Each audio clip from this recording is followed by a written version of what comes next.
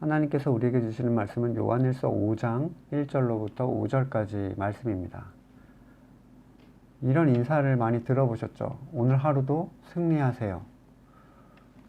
그 승리가 무엇인지, 누구에 대한 승리인지, 그 승리의 결과가 세상에 속한 사람들에게 어떤 의미인지를 전혀 알지 못한 채 굉장히 상투적인 표현으로 사용을 합니다.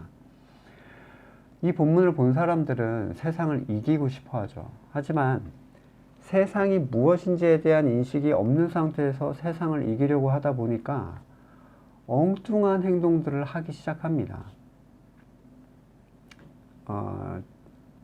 자기의 자신에 대한 존재적인 절망감 또는 그리스도의 의되심만을 붙잡는 삶, 나의 의를 거부하는 삶이죠. 좁은 길, 자기 십자가, 거듭난 형제에 대한 바른 인식, 하나님의 사랑으로 베푸는 형제 사랑, 이런 게 전혀 없이 앞에서 계속 그런 얘기를 했는데 세상을 이겨야 된다. 이렇게 이제 이 부분에만 집중을 합니다. 그리고 자기 혼자 이길 수 없는 싸움을 하고 혼자서 이겼다 또는 졌다 그러면서 자기 나름의 결론을 내리는 경우가 굉장히 많습니다. 예수님께서는 세상을 이겼다라고 말씀을 하셨습니다. 그런데 이 세상에 속한 사람이 생각하는 이 싸워야 하는 세상은 세상이 긍정적으로 생각하지 않는 어떤 것들을 의미해요. 예를 들면 게으름, 미움, 욕심, 분노, 폭력 이런 것들이죠. 이걸 스스로 제어하는 것을 세상을 이기는 것이라고 생각하는 사람이 많습니다. 여기에다가 종교적인 첨가제를 넣는 거죠. 종교의 행위를 추가하는 것. 피곤한 몸을 깨워서 작정 기도를 빠지지 않고 새벽 기도를 나간다거나 의지적으로 하루에 성경을 몇 장씩 읽고 기도의 시간을 몇 시간씩 채우고 하기 싫은 교회 일을 억지로 하는 거예요. 그것을 했다는 것에 만족을 느끼기 위해서죠. 그 일이 좋아서 하는 게 아닙니다. 또는 세상의 부도덕의 그 유혹을 거절하는 것을 세상을 이기는 것이다 라고 생각을 하는 경우도 있어요. 마치 요셉이 그 보디발의 아내의 유혹을 거절하는 게 세상을 이겼다 이런 이미지를 가지고 있는데 생각해 보세요. 세상의 부도덕만 세상에 속한 게 아니죠. 세상의 도덕도 세상에 속해 있습니다. 세상에도 세상의 정의와 세상의 도덕을 위해서 살아가는 사람들은 많이 있습니다. 어떤 이들은 자기의 이 육체적인 욕망을 제거하기 위해서 굶겨요, 자기를. 계속 굶습니다. 굶으면 여러분 욕구가 다 사라지거든요. 굶으면. 그냥 사라지지 않으니까 자기가 자기를 제어하기 위해서 계속 굶는 거예요. 금식이죠, 일종의.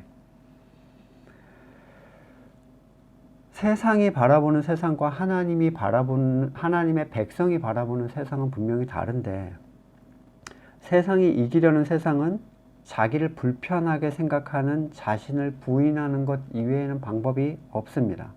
그들은 나의 선은 세상에 속하지 않았다라고 생각을 하죠. 자기가 선악을 주관하는 자들은 이런 싸움을 선한 것으로 생각을 합니다.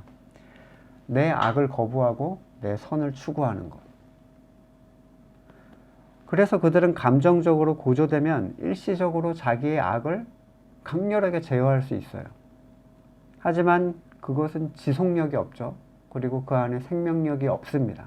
그러니까 그걸 지속하고 있다 하더라도 혼자 교만해지기만 해요. 저것도 못하는 것들 이렇게 되는 거죠.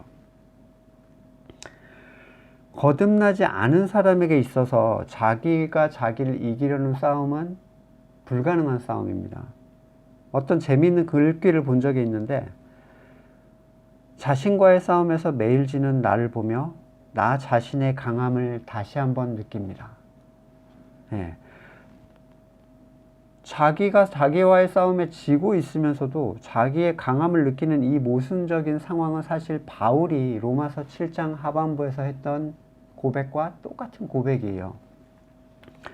로마서 7장 22절에 내 속사람으로는 하나님의 법을 즐거워하되 내 지체 속에서 다른 한 법이 내 마음의 법과 싸워 내 지체 속에 있는 죄의 법으로 나를 사로잡는 것을 보는도다. 오라 나는 곤고한 사람이로다. 이 사망의 몸에서 누가 나를 건져내랴. 내가 나에게 지는 이유는 내가 강하기 때문입니다. 극기, 자기를 극복하는, 이기는 것은 세상이 찬양하는 내용들이죠. 하지만 성경은 그게 불가능하다고 얘기를 합니다. 자기를 이기는 자신조차 세상이기 때문이에요. 쉽게 말해 세상에 속한 사람은 내가 이겨도 세상이 이긴 겁니다.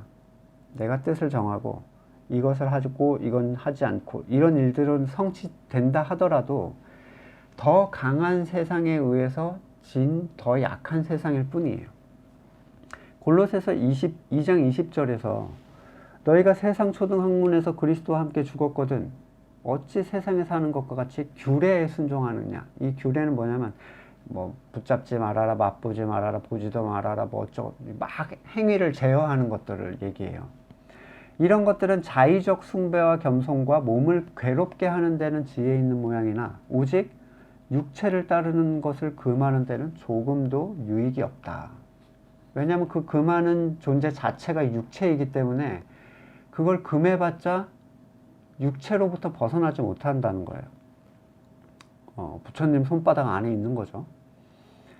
성경은 율법적 틀로 또는 세상에서 제공하는 선을 가지고 자기의 마음을 올가매는 것에 대해서 몸을 괴롭히는 데만 효과적일 뿐 유익이 없다라고 얘기합니다. 자, 하고 싶은 걸 잡아 누를 때 사람은 괴롭죠. 먹고 싶은 거 참고 하고 싶은 거 안 하고, 그렇죠? 근데 그 결과물은 그가 자신의 욕구를 일시적으로 제어했다는 사실 외에는 본질적인 욕구를 제거해주지 못한다는 겁니다. 탐욕이 있는 사람은 자기 자신을 억누르는 그 일이 자신이 선하다고 생각하는 다른 탐욕을 누리기 위해서 이걸 억누른다는 거예요. 그러니까 내가 추구하는 선을 위해서 나를 제어하는 거죠. 내가 추구하는 선을 위해서 내가 누리고 있던 악을 제어하는 것. 자신의 뜻이라는 세상에 속한 삶은 그대로 있는 겁니다. 자, 노는 것을 멈추고 공부하는 아이들을 보면 아, 제가 철이 들었네 어쩌네 우리는 얘기합니다. 그런데 사실 그 아이는 자신이 원하는 미래를 가지기 위해서 자신을 잠시 제어한 거예요. 자신이 좋아하는 악을 제어한 거죠. 어떤 의미에서는. 그걸 방해하는 것을 제어한 겁니다. 지금 말씀드리는 건 자기를 제어하는 삶이 무의미하다 이 얘기를 하는 게 아니라 그 영적 무가치를 얘기하는 겁니다. 영적 무가치. 영적 무가치를 얘기하는 이유는 뭐죠? 그걸 영적으로 가치 있다고 생각하는 성도들 때문에 하는 거예요. 그건 세상 사람들도 하는 거라는 거죠. 간단한 예로 대한민국의 최고 학부 나와서 고소득 직장, 정치, 재계, 정계와 재계의 인사들 보세요. 그 사람들의 욕심, 소망이 그렇지 못한 사람들보다 더 적은가요? 있는 놈이 더한다는 얘기가 전혀 어색하지가 않습니다. 배우고 못 배우고 또는 가지고 못 가지고가 사람의 죄된 본성을 조금도 바꿔주지 못합니다. 그런데 왜들 그렇게 자신의 애들을 높은 곳으로 올리지 못해서 부모들이 안달이죠? 그것에 대한 선의 마음이 부모들에게 있기 때문입니다. 자, 못 사는 욕심쟁이보다는 잘 사는 욕심쟁이가 더 낫다. 또는 남들 위에 있는 죄인이 남들 밑에 있는 죄인보단 나아 보인다. 교회 출석하는 세상에 속한 자가 교회 출석하지 않는 세상에 속한 자보다 나아 보이니까 이 세상에 속한 부모의 관점은 아이를 부모의 손으로 다시 몰아넣으려고 합니다. 근데 아이가 그 안에 들어가든 들어가지 못하든 그 아이가 세상에 속했다는 것에 전혀 영향을 끼칠 수가 없습니다. 세상에 속한 사람은 이에 대해서 어떻게 생각을 하든 관계가 없어요. 중요한 건 누굽니까? 거듭난 사람들이 어떻게 생각하느냐가 중요한 거죠. 성경은 깨어난 사람들을 위해서 쓰여진 겁니다. 거듭난 성도는 세상과의 싸움에 대해서 다른 관점을 가져야 돼요. 세상과는 다른 관점이죠. 성도가 싸워야 될 대상은 누구인가? 그리고 그 대상은 성도에 대하여 무엇을 목표로 싸움을 걸고 있는가? 굉장히 중요한 얘기입니다. 누가복음 4장 5절에 마귀가 예수를 이끌고 올라가서 천하를 만국을 보이며 이 모든 권위와 영광을 너한테 줄 테니까 나한테 절해라. 이렇게 얘기하죠. 사탄은 예수님 앞에서 분명히 세상의 모든 보이는 것과 보이지 않는 가치를 넘겨받았다라고 얘기를 합니다. 그럼 넘겨준 존재는 누굽니까? 본래 소유자죠. 본래 소유자는 누구예요? 하나님이죠. 네, 하나님이 사탄에게 넘겨준 거예요. 그리고 예수님은 그 말에 대해서 전혀 반론을 하지 않으시죠. 어디 네가 하나님의 것들을 가지고 네가 이런 얘기 안 하십니다. 그리고 다른 본문에서는 그걸 인정하는 말씀을 하세요. 요한복음 8장 23절 너희는 아래서 났고 나는 위에서 났으며 너희는 세상에 속했고 나는 이 세상에 속하지 않았다. 선을 그어버리죠. 이 세상과 예수님의 나라. 요한복음 18장 36절 예수께서 대답하시되 내 나라는 이 세상에 속한 것이 아니다. 이 세상에 속해 있는 것과 그리스도의 나라에 대해서 이 교집합이라는 게 없습니다. 중간에서 이쪽에도 속했고 저쪽에도 속해 있는 것이라는 것은 있을 수가 없어요. 한쪽에 속해 있다면 반드시 다른 쪽에 속한 게 아닙니다. 참된 성도들을 섞어치려는 그 거짓 선지자들이 어떤 걸 하냐면 세상에 속한 거를 하나님의 나라에 속한 것과 섞어치려고 해요. 이쪽에도 속해 있다. 사탄에게 넘겨준 것은 그 소유자가 원하는 대로 사용할 수 있습니다.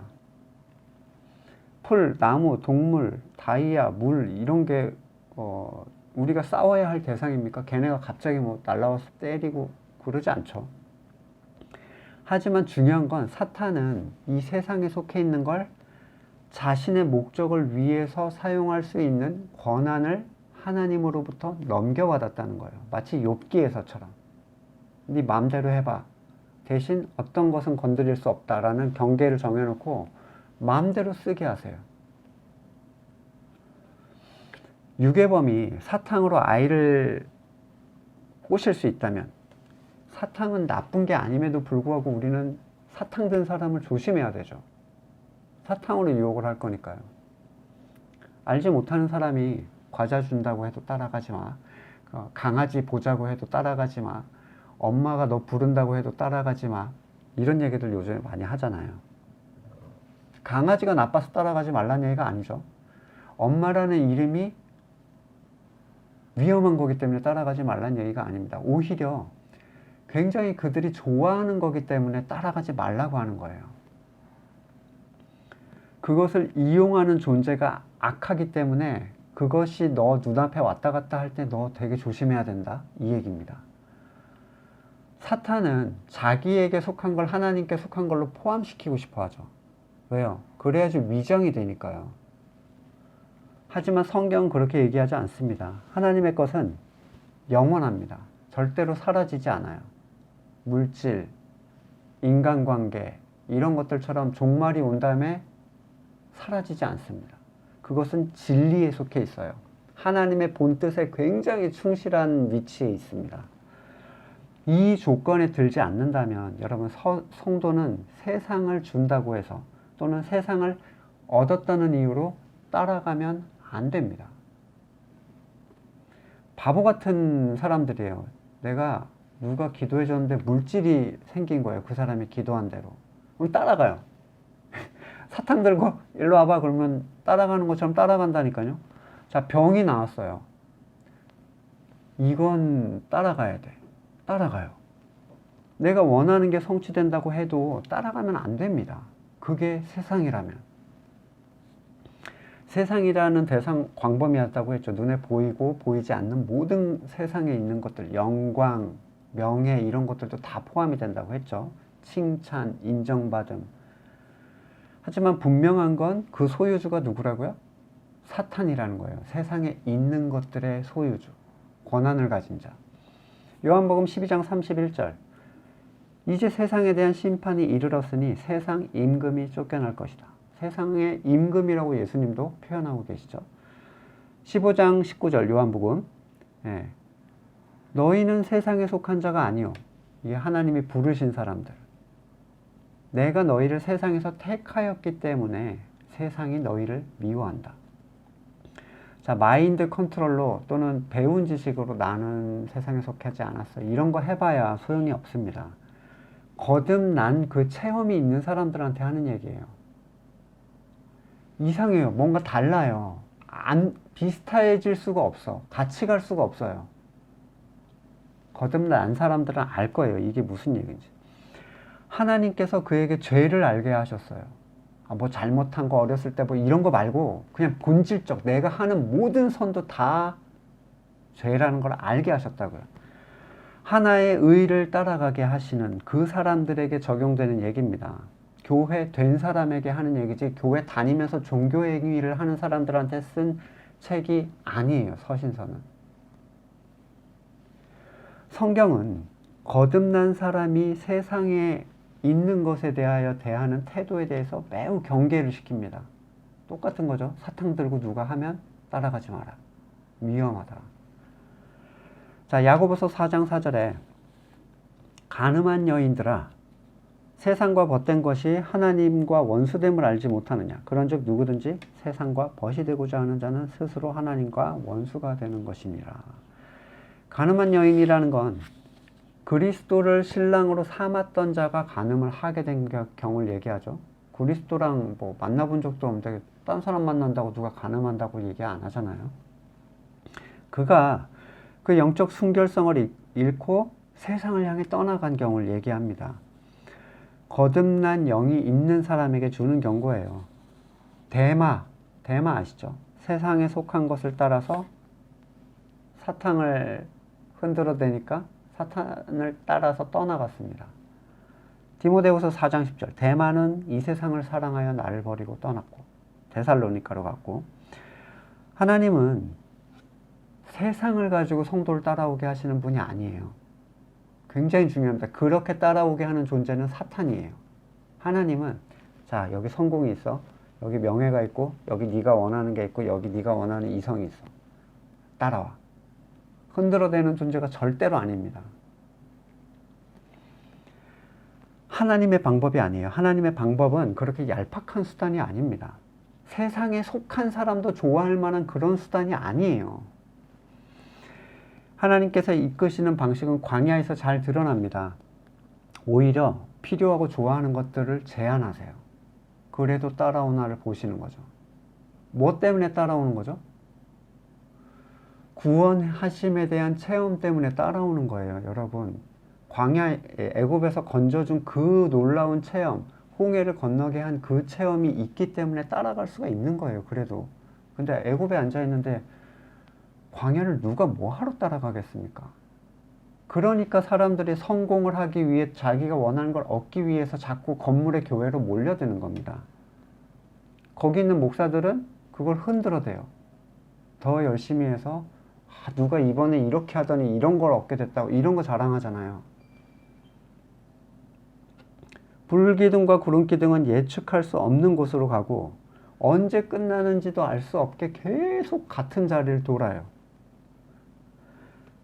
애굽 안에서 제공되었던 것들로 길들여져 있던 이스라엘 민족에게 그 노예된 근성, 광야의 삶을 통해서 고쳐가십니다. 광야에 나왔던 사람들이 애굽의 생활 굉장히 그리워했던 거 기억나시죠? 나는 이제 하나님의 백성 그리고 막 이렇게 따라간 게 아니에요. 훈련이 필요하다는 겁니다. 이런 표현까지 썼어요. 차라리 모르고 내 그 애굽에서 그냥 노예로 살다가 죽었더라면 좋았을 뻔했다. 이런 얘기를 굉장히 많이 했어요. 요한 1서 2장 15절 이하에 이 세상이나 세상에 있는 것들을 사랑하지 말라. 누구든지 세상을 사랑하면 아버지의 사랑이 그 안에 있지 아니하나니 이는 세상에 있는 모든 것이 예, 특정 것이 아니라 모든 것이 육신의 정욕, 안목의 정욕, 이생의 자랑이니 다 아버지께로부터 온 게 아니요 누구로부터 왔다고요? 세상으로부터 왔다. 자, 요한은 세상이라는 것과 세상 안에 있는 것이 분리되지 않는다라고 얘기를 하고 있습니다.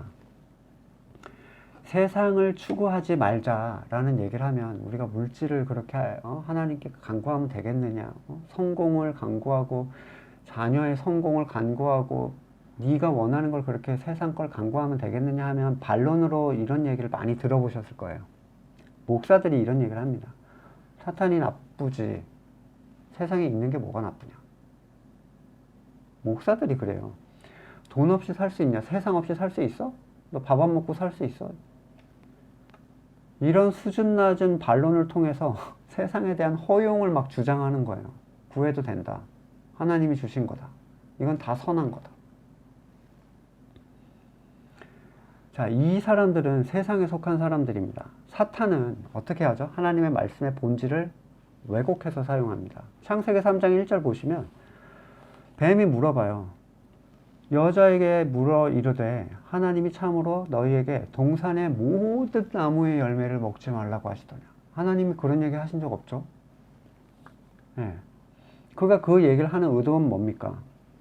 선악과라는 그 포인트에 대한 경계를 해제시키려고 하는 거예요. 무장을 해제시키는 거죠. 너 하나님이 동산의 모든 나무 먹지 말라고 했어? 모든 나무 열매? 그랬더니 그게 가능하다고 생각해? 너 아무것도 안 먹고 살 수 있어? 어리버리한 하와는 넘어가는 거죠. 그렇게는 못 살지. 너 세상 없이 살 수 있어? 돈 없이 살 수 있어? 건강 없이, 가족 없이, 음식 없이 살 수 있어? 세상도 중요하고 소중하고 아름다운 거고 그래서 네가 추구하고 지향하고 사랑해도 되는 거야. 자, 하나님께서 언제 세상 없이, 성경이 언제 세상 없이 성도들한테 살라 그랬어요? 왜 하지도 않은 얘기를 통해서 자기의 타락한 가치를 다른 사람에게 전달시키려고 합니까? 예수님께서 옷도 입으시고 음식도 드셨으니까 세상의 걸 우리는 추구해도 된다. 사탄의 수법은 참 교묘한데 어리버리하다가는 그렇지 세상 없이는 살 수 없지 이러고 따라가는 거예요. 성도에게 있어서 세상에 있는 것이라는 건 말 그대로 여러 번 예수님이 말씀하셨어요. 그의 나라와 의를 구할 때 하나님의 깊은 지혜와 자녀를 향한 사랑에 의해서 더해지는 거예요. 더해지는 거. 성도가 추구해야 될 대상이 아니라는 겁니다. 여러분 중요한 걸 하나 아셔야 돼요. 성도라면, 여러분이 진짜 성도라면 추구한다고 더 갖게 되는 것도 아니고 추구하지 않는다고 덜 갖게 되지도 않습니다. 구하지 않았더니 못 받았다. 그 대상에 대해서 성경이 뭐라고 얘기하고 있어요? 세상 걸 얘기하고 있어요. 성경 다시 보셔야죠. 성령에 대한 얘기예요. 거기는. 여러분 아무것도 모르는 세상의 지혜에 대해서 아무것도 모르는 애기가 있다고 생각해 보세요. 깐난쟁이에요. 뭐가 선한지 뭐 입에 잡힌 대로 입에다 넣죠. 그냥 잘 몰라요. 그러면 걔가 구하는 거를 여러분 다 주십니까?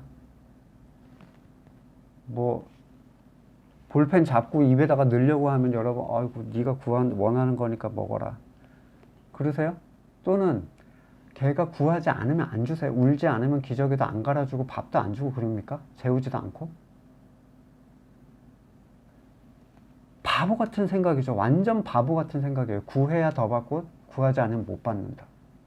얼마나 하나님을 무시하는 태도인지 모릅니다. 구하기 전에 계속 확인하잖아요. 인간 부모조차도. 그의 나라와 의는 구하는 간절함도 없이 이빨은 그냥 하나님의 나라가 성장하게 해주세요. 그리고 저 필요한 건 이거고 저거 막 이러고 앉아있는데 자세하고 집요하게 구하죠. 세상은.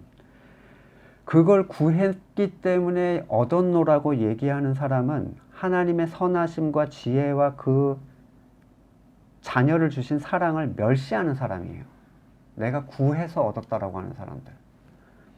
정확하게 필요한 때에 채우시는 하나님을 믿지 못하겠다면 여러분이 여러분의 스스로의 지혜, 때와 방식을 하나님께 알려드리세요. 하나님 잘 모르시죠? 저는 이게 이때 이렇게 필요합니다.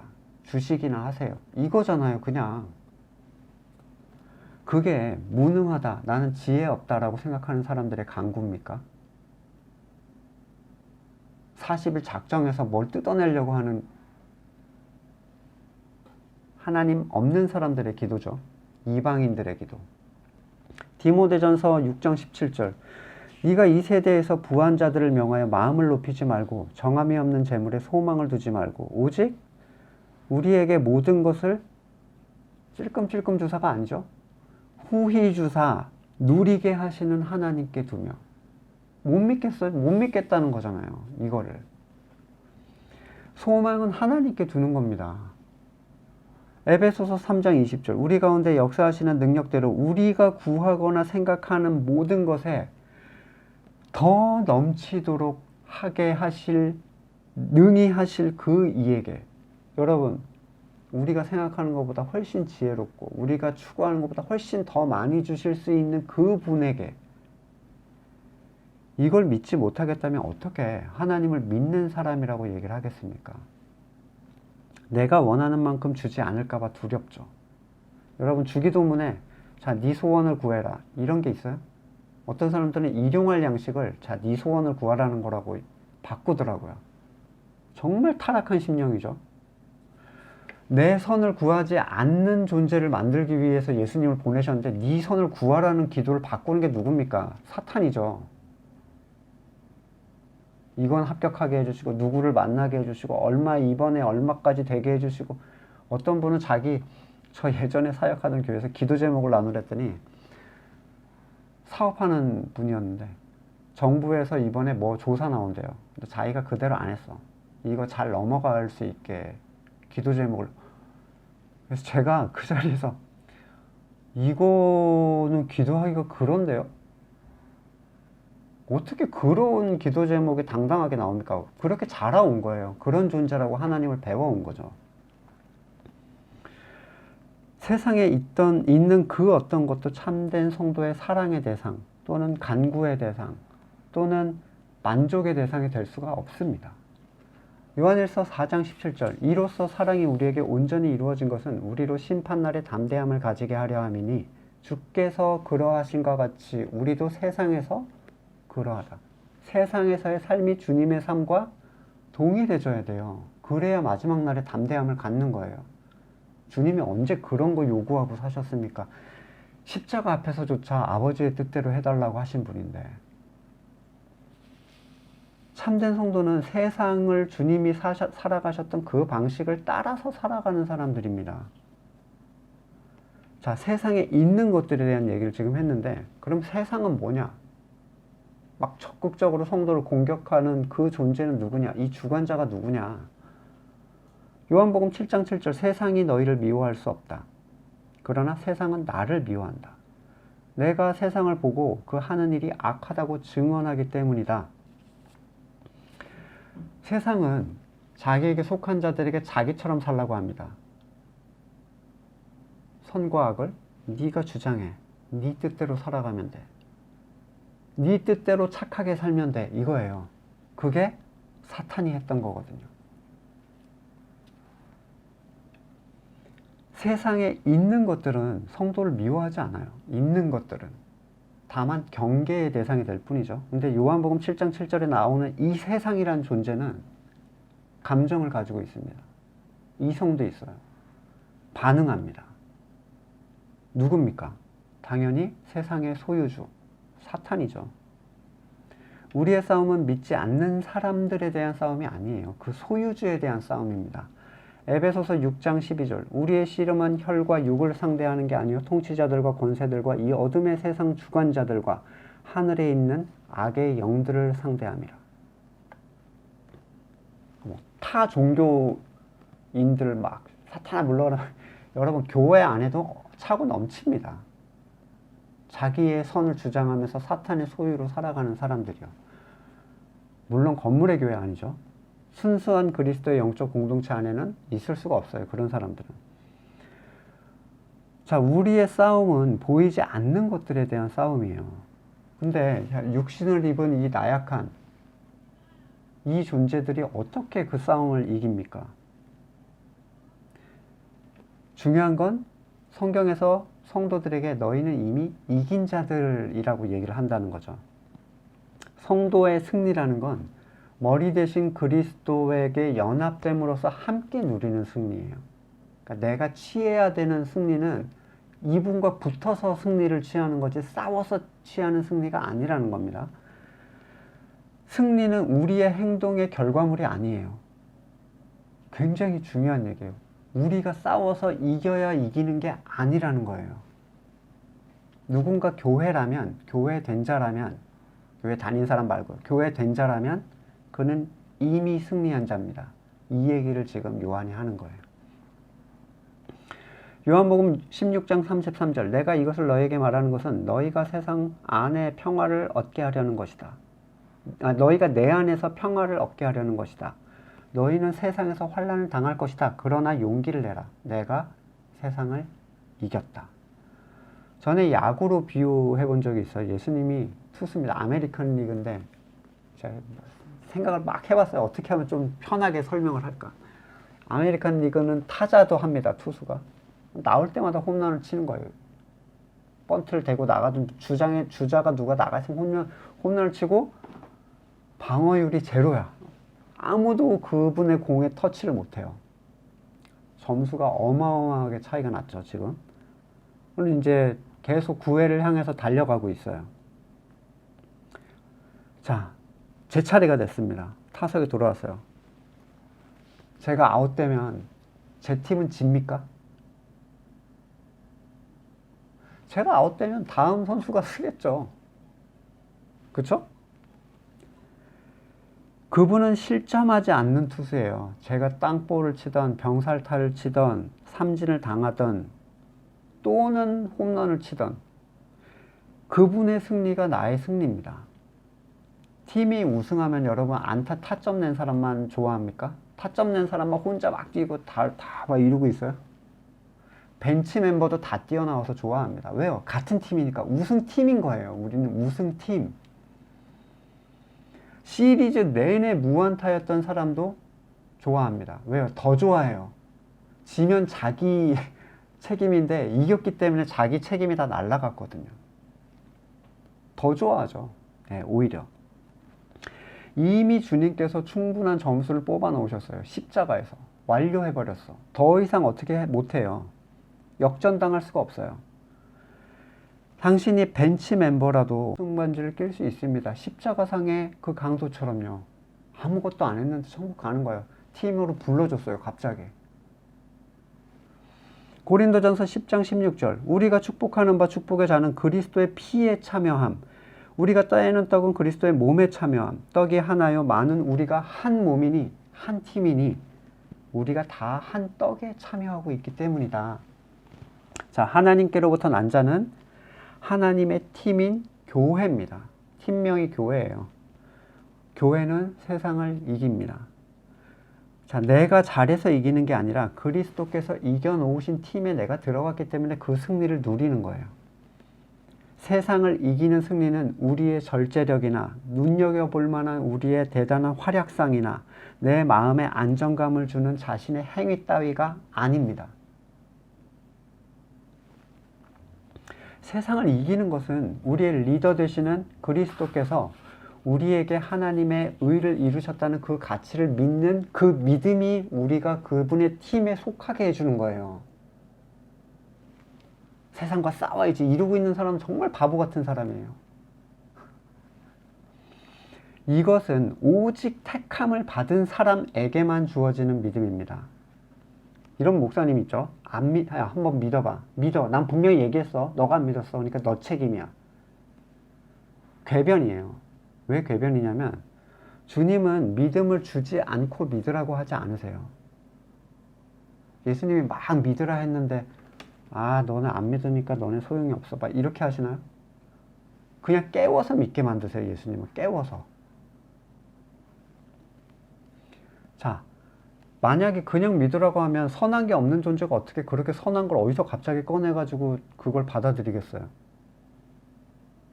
이 믿음이라는 건 권면도 아니고 설득도 아니고 간청도 아니에요. 부탁해도 소용없어요. 그냥 은혜로 주어지는 게 이 믿음인데, 이 믿음을 가진 사람들은 압니다.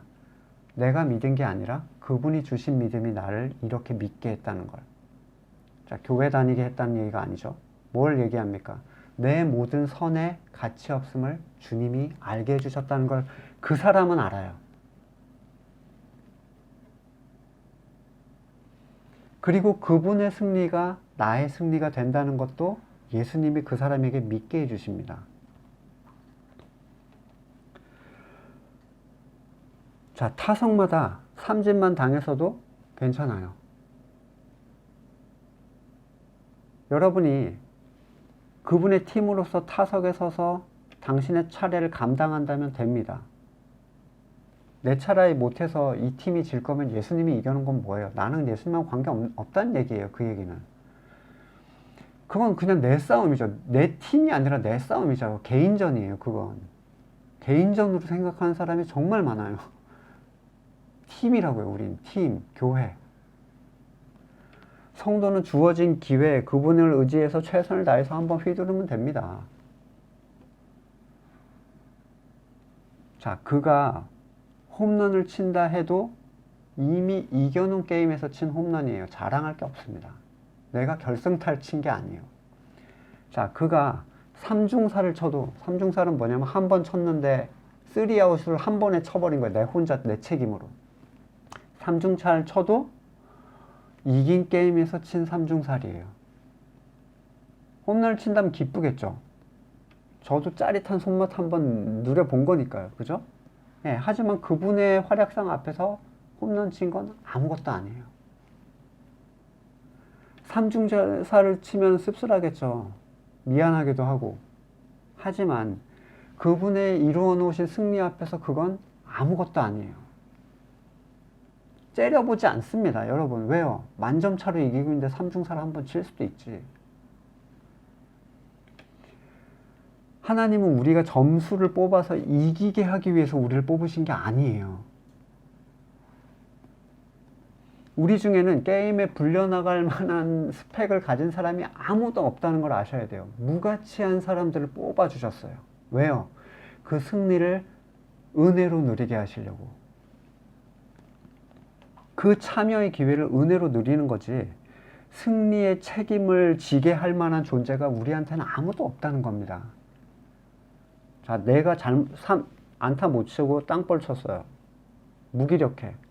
그래가지고 이 승리에 대해서 죄책감을 가지고 있는 사람은 은혜를 은혜로 받아들이지 않는 사람이에요. 바보 같은 사람이죠.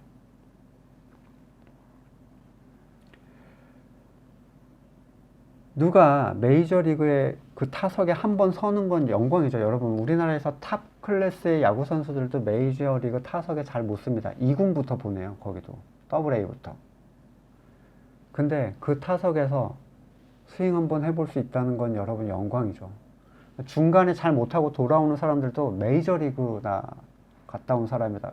몸값이 막 올라가요. 하나님께서는 저 같은 사람을 부르셔서 그분의 개선 행렬에 참여를 시켜주신 거예요. 잘해서 잘해야 되기 때문에 참여시킨 게 아니에요. 은혜를 누리게 하신 거라는 겁니다. 5절에서 질문합니다. 세상을 이기는 사람은 누구냐? 그리스도가 하나님의 아들이심을 믿는 사람. 반복했지만 그분의 의를 받아들이고 자기의 의를 버리는 사람. 쉽게 말하면 그리스도의 팀이 세상을 이긴다는 거예요. 그리스도의 팀이 교회예요. 교회 된 자가 세상을 이기는 겁니다. 이 사람들만이 세상을 이깁니다. 우리는 세상을 이기기 위해서 이것도 해야 되고 저것도 해야 되고 긴장해야 되고 자책하고 이래야 되는 사람들이 아니에요. 우리의 승리는 오직 그리스도의 의를 받아들이는 그 믿음 안에 있기 때문이에요. 세상에 대한 성도의 싸움의 핵심은 자기 제어나 행위가 아닙니다. 좀 더 쉽게 말하자면 우리에게 그 승리가 달려있는 것으로 생각하는 것은 올바른 믿음의 태도가 아니에요. 그런 자들은 내 타석에 들어설 때마다 덜덜덜덜 떨리죠. 왜냐면 엄청나게 잘하거든요. 저쪽 투수도. 공 한 번 대보기가 쉽지 않아요. 그는 모든 결과를 자기의 탓으로 여기고 늘상 패배에 대해서 자책합니다. 패배에 대해서가 아니라 이 결과에 대해서. 지 혼자 삼진당했는데 우리 팀이 질 것처럼 막 죄송해요 감독님 맨날 이러고. 이 사람은 반대로 얘기하면 자기의 활약으로 자기의 승리를 확신하는 사람이에요. 똑같이 믿음 없는 건 똑같은 거예요. 그분의 의를 믿지 않는 것, 그분의 승리를 믿지 않는 것. 내가 잘해야 이기는 것이 된다면 핏값으로 내주신 하나님의 아들은 뭐하러 그 일을 당하셨겠습니까? 팀을 위해서 당하신 건데요. 교회를 위해서. 히브리서 7장 27절. 죄를 위하여 날마다 제사 드리는 것 같이 할 필요가 없으니 이는 그가 단번에 자기를 들여 이루셨음이니라. 완료된 상태입니다. 히브리 9장 12절. 오직 자기의 피와 영원한 속죄를 이루사 단번에 성소에 들어가셨다. 한 번에 끝내놨어요. 우리한테 요구하시지 않습니다. 이 승리를 위해서. 9장 26절. 단번에 자기를 제물로 드려 죄를 없이 하시려고 세상 끝에 나타나셨다. 일회성이에요. 히브리서 9장 28절. 그리스도도 많은 사람의 죄를 담당하시려고 단번에 들이신 바 되셨고 구원에 이르게 하기 위하여 죄와 상관없이 자기를 바라는 자에게 두 번째 나타나실 것이다. 이 얘기는 쉽게 방금 그 비유대로 표현하면 자기의 활약상과 관계없이, 타점과 관계없이 그리스도를 바라는 사람들을 위하여 다시 나타난다는 거예요. 내 활약상을 가지고 그리스도를 바라는 사람은요, 여러분 그리스도를 은혜로 바라는 사람이 아닙니다. 히브리서 10장 10절. 이 뜻을 따라 예수 그리스도의 몸을 단번에 들이심으로 말미암아 우리가 거룩함을 얻었노라. 스윙당하면 거룩함이 사라져요? 땅볼 치면 아웃당하면 거룩함이 사라집니까? 그분의 팀인데. 베드로전서 3장 18절. 그리스도께서도 단번에 죄를 위하여 죽으사 의인으로서 불의한 자를 대신하셨으니. 자, 세상이 성도에게 싸움을 거는 목적이 뭡니까 그러면? 세상의 투수가 제가 타석에 있는데 제가 자꾸 저기서 저를 잡으려고 하는 이유는 뭐예요? 삼진시키려고? 병사를 유도하려고? 아니에요. 그거는 자기의 승패에 아무 관계가 없어요. 그가 원하는 건 한 가지입니다. 제가 팀 밖으로 나가는 거예요. 저 이 팀에서 못하겠어요. 너무 죄송해서 이 팀에 제가 책임을 지고 사퇴하겠습니다. 이거를 기다리고 있다고요. 그러면 그분의 승리는 나와 관계가 없는 게 됩니다. 고린도전서 15장 57절.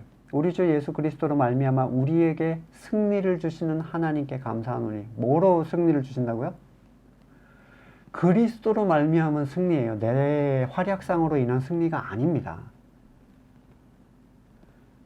이긴 싸움에서 우리는 타석에 섭니다. 매번. 나도 그 기쁨에 참여하는 거예요. 그 영광스러운 팀에 나도 참여하는 거죠. 유다서 1장 3절에 사랑하는 자들아 우리가 일반으로 받은 구원에 관하여 내가 너희에게 편지하려는 생각이 간절하던 차에 성도에게 단번에 주신 믿음의 도를 위하여 싸우라. 싸움에 지켜야 되는 게 포인트가 뭐예요? 안타 치고만 이게 아니죠. 단번에 주신 믿음의 도. 단번에 이루어 주신 그 의를 붙잡는 그 믿음을 떨어지게 하는 모든 것들에 대항하여 싸우는 게 성도가 싸워야 되는 핵심 사항입니다. 사탄은 우리를 삼진 잡아도 별로 기쁘지 않아요. 자기가 이기는 게 아니거든요. 자기는 점수를 못 내 이제. 판을 뒤집을 수 없어요. 다만 기다리는 건 우리가 그분의 팀으로부터 떨어져 나오는 것. 그런 사람들이 있다고 성경이 얘기합니다. 디모데전서 1장 18절. 디모데야, 아들 디모데야, 내가 내게 교훈으로 명하노니 전에 너를 지도하던 예언을 따라 그것으로 선한 싸움을 싸우며 믿음과 착한 양심을 가지라. 어떤 이들은 이 양심을 버렸고 그 믿음에 관해서는 파손했다. 믿음의 배가 물이 들어오는 수준이 아니라 파손해서 가라앉아 버렸어요.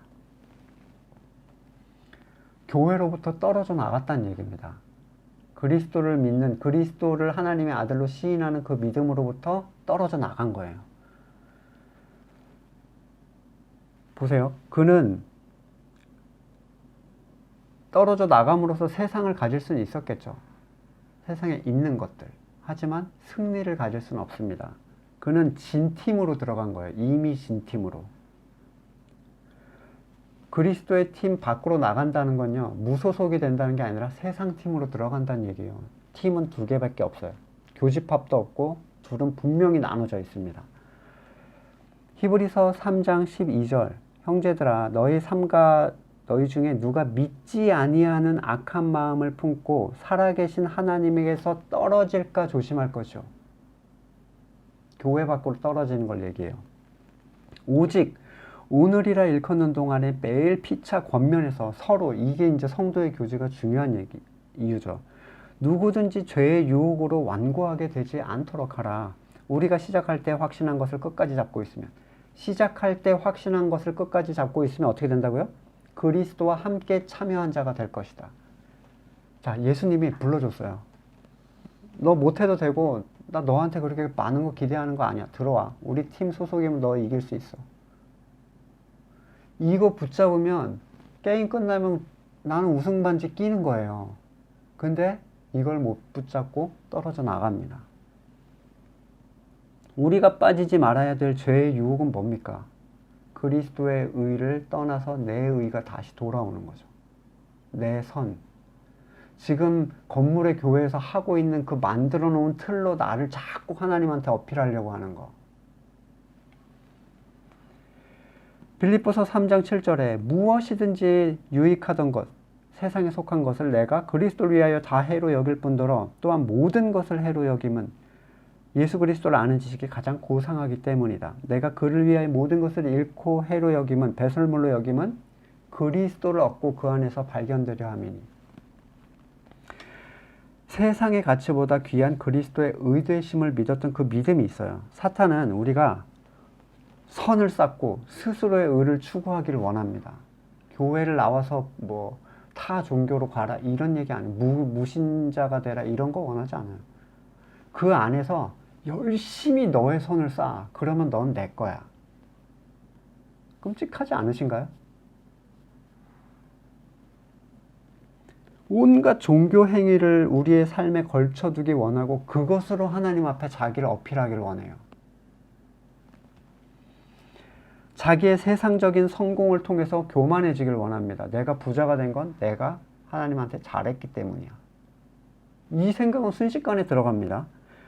자, 내가 이렇게 유명해지고 내가 이렇게 크게 하는 건 내가 하나님의 마음에 들었기 때문이야. 자신이 그걸 가지고 하나님의 일에 영향을 끼치는 존재가 되려고 해요.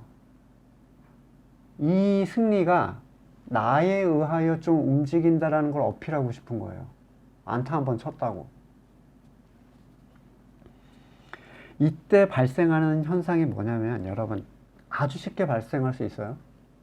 이게 발생할 때 우리가 알아챌 수 있는 게 뭐냐면 사랑의 완성, 율법의 완성 단계가 뭐라고 했죠? 형제사랑. 형제사랑이 사라집니다. 유지한 상태로 그런 행동을 할 수 없어요. 아주 간단한 검증 방법이죠. 왜냐하면 형제사랑은 율법에 완성된 상태가 있을 때에만 나타나는 모습이기 때문이에요. 하나님은 부르신 자들이 돌아볼 수 있도록 안전장치를 해 두셨습니다. 우리에게 계속 알려주세요. 자, 여러분 스윙당하고 병살 치고 지금 한 3타석, 4타석째 뭐 이러고 뭐 제대로 안 되세요? 여러분 하루에 타석이 몇 번이 있다고 생각하십니까? 성도에게.